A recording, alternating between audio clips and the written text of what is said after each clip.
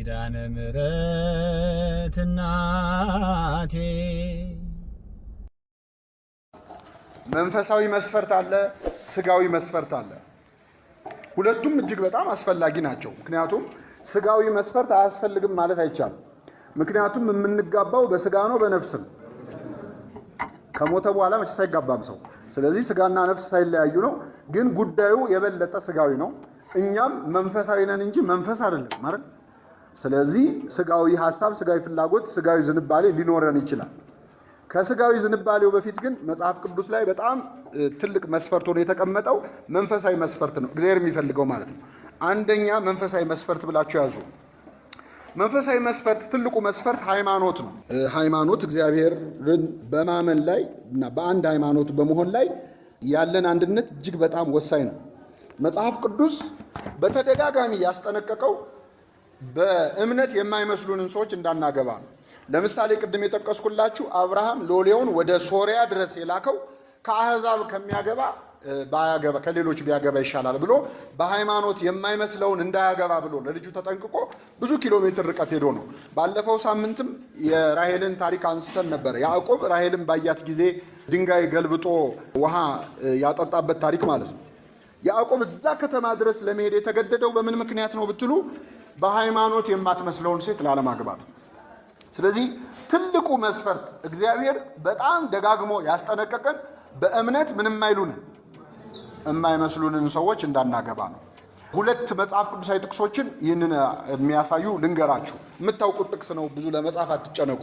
ሰው ብቻውን ይሆን ዘንድ መልካም አይደለም ካለ በኋላ የምትመቸውን ረዳት እንፍጠርለት። እስቲ በሉ የምትመቸውን ረዳት እንፍጠርለት። ምን የምትለው? በጣም ጥሩ። ሌላ ጥቅስ ልንገራችሁ። ከማያምኑ ጋር በማይመች አካሄድ አትጠመዱ። ከማያምኑ ጋር ምን በማይል አካሄድ? እስቲ በሁለቱ ጥቅሶች ላይ ተመሳሳይ ቃል አለ። ምን የሚል ቃል? መመቸት አይደለ?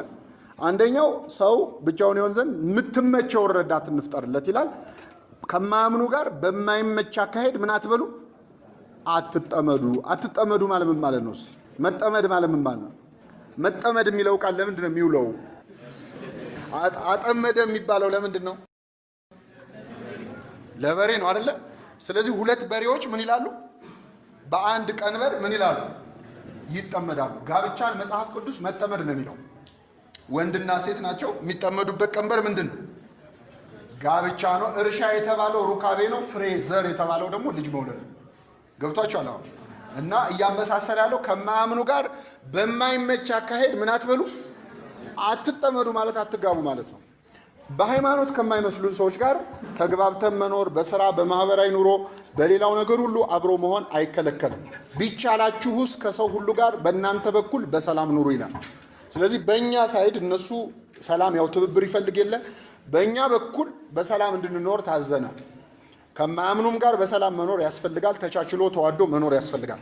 ወደ ጋብቻ የሚያመራ ቅርርብ ግን በጣም መጽሐፍ ቅዱስ አስጠነቅቆናል። ከማያምኑ ጋር በማይመች አካሄድ ምን አትበሉ? አትጠመዱ። ይሄ ደግሞ ሌላ ኤክሰፕሽን የለውም። ሃይማኖት በየትኛውም እምነት ያሉ ሰዎች የሚያምኑት ሃይማኖት ስንት መሆኗን ነው?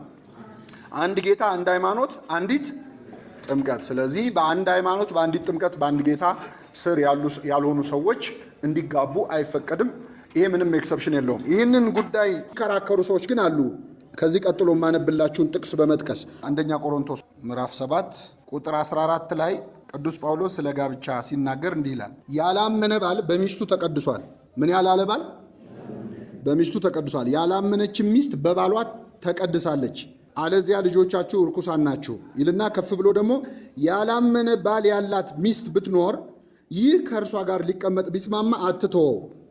እሱም ደግሞ ያላመነች ሚስት ያለችው ባል ቢኖር ከእርሱ ጋር ልትኖር ከፈቀደች አይተዋት አብረው ይኑሩ ይላል።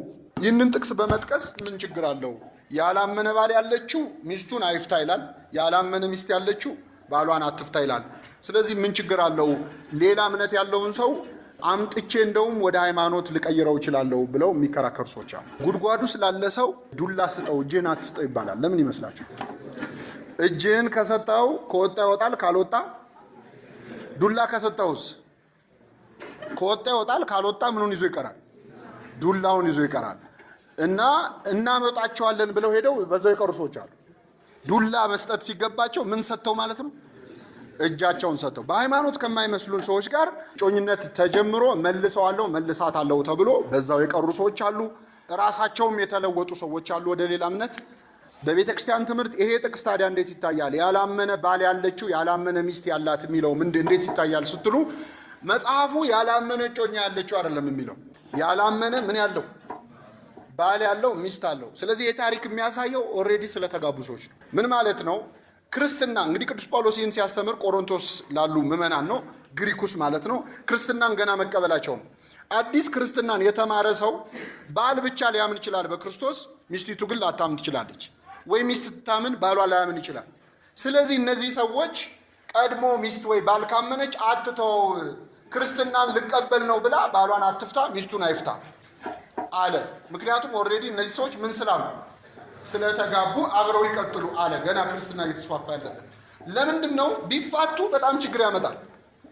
አንደኛ እነዚህ ሰዎች ቢፋቱና በዛ ምክንያት በፍቹ ምክንያት ቤተሰቡ ቢፈርስ ልጆቹ እንኳን ተጠርተው ቢጠየቁ እናት አባታችሁን ያፋታው ምንድነው ቢባሉ ምንድነው የሚሉት? ይሄ ክርስትና የሚሉት ነገር ከመጣ በኋላ ነው አባዬና እማዬ የተፋቱት ብለው ልጆቻቸውም ክርስትናን ይጠላሉ። እነዛም ሰዎች ትዳራቸውን ያፈረሰ ሃይማኖት ይሆንባቸዋል። አንድ በሉ። ሁለተኛ መፋታት ያማረው ሰው ደግሞ ክርስቲያን ይሆናል። ማለት በቃ ሃይማኖት አይፈቅድም ብሎ መፋታት ሲፈልግ ባሉ በዚህ ባል በክርስትና እያሳበበ ሚስት በክርስትና እያሳበበች ሊፋቱ ይችላሉ። ስለዚህ አሁን አዲስ ሀገር ቢሆን ገና ክርስትና እየተማረ ያለ ሀገር ቢሆን በክርስትና ምክንያት ተፋቱ አይባልም። አብራችሁ ቀጥሉ፣ ምናልባት በአንቺ ምክንያት ባልሽ ይመለሳል ትላለች። አዲስ ያላገባ ክርስቲያን ግን ይህንን ጥቅስ ጠቅሶ በሃይማኖት የማይመስለውን ሰው ማግባት አይችልም ማለት ነው። ግልጽ ነው አይደለ? ይህንን ያደረጉ በጣም ተጎድተውበታል። በመጽሐፍ ቅዱስ ሰሎሞን፣ ጠቢቡ ሰሎሞን፣ በእርግጥ ሰሎሞን ለትዳር ምሳሌ የሚሆን ሰው አይደለም። ምክንያቱም ወደ 80 ሚስቶች ነው ያሉት ዕቁባቶቹ ማለት ነው። በብሉይ ኪዳን እነ ዳዊት እነ ሰሎሞን ስታያቸው ከእግዚአብሔር ፈቃድ ውጪ ብዙ አግብተዋል፣ ብዙ ወልደዋል። ይህንን ጠቅሰን ግን እኛ ብዙ ማግባት መውለድ አንችልም። ምክንያቱም እነዚህ ሰዎች እዛው ታሪካቸው ላይ መከራቸውን ያዩት። ለምሳሌ ዳዊት ቤርሳቤህን አንዴ ቤርሳቤን አንዴ አቤጊያን ከዛ ደግሞ ስማቸው የማይታወቁ ብዙ ቁባቶችን አግብቷል። በዛ ግን ህይወቱ ሙሉ ሲያለቅስ ሲሰቃይ ነው የኖረው። አልተጠቀመበትም፣ ተጎዳበት እንጂ ሲሰቃይ ነው የኖረው። ሰሎሞን ደግሞ ጭራሽ ጣዖት እስከ ማምለክ ደረሰ። ግብፃዊት ሴት የፈርዖን ልጅ አግብቶ ጣዖት አስመለከችው።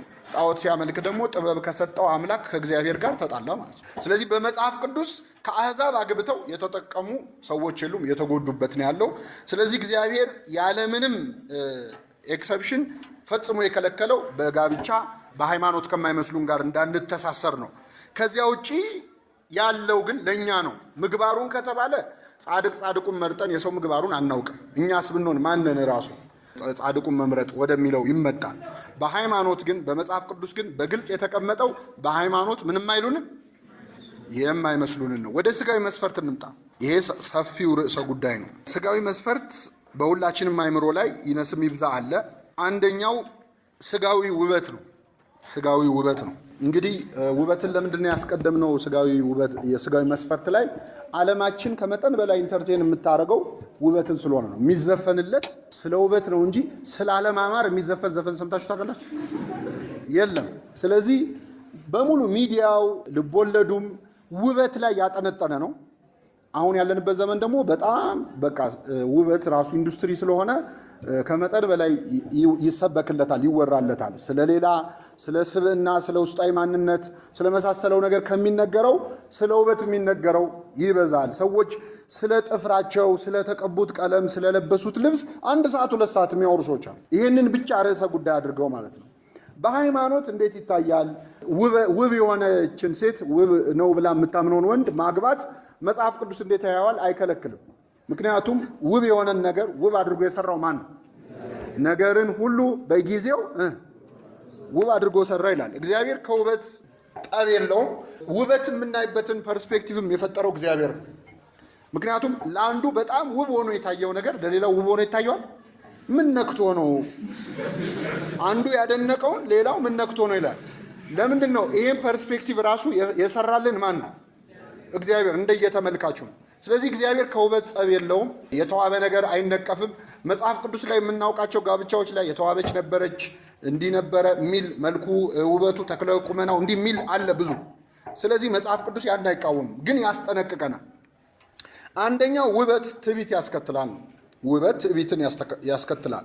ትንቢተ ሕዝቅኤል ምዕራፍ 28 ከቁጥር 17 ላይ ስለ ዲያብሎስ የተጻፈውን እስቲ ልብ በሉ።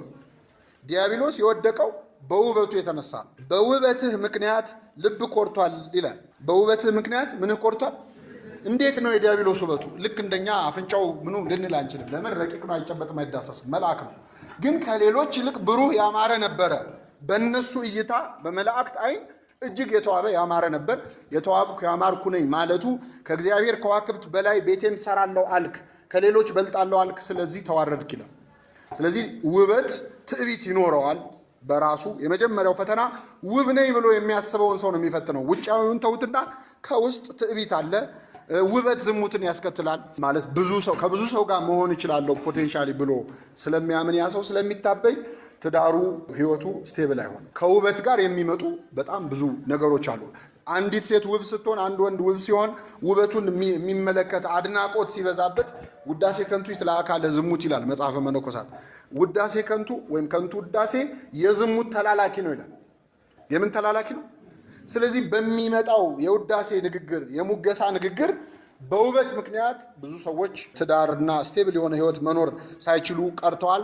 ዓለምም ውበትን ትሸጠዋለች፣ ትነግድበታለች። ልክ ውበት ሲረግፍ ትጥለናለች እንጂ ከሚገባው በላይ ውበት የሚሰበክበት ዓለም ላይ ነው ያለው።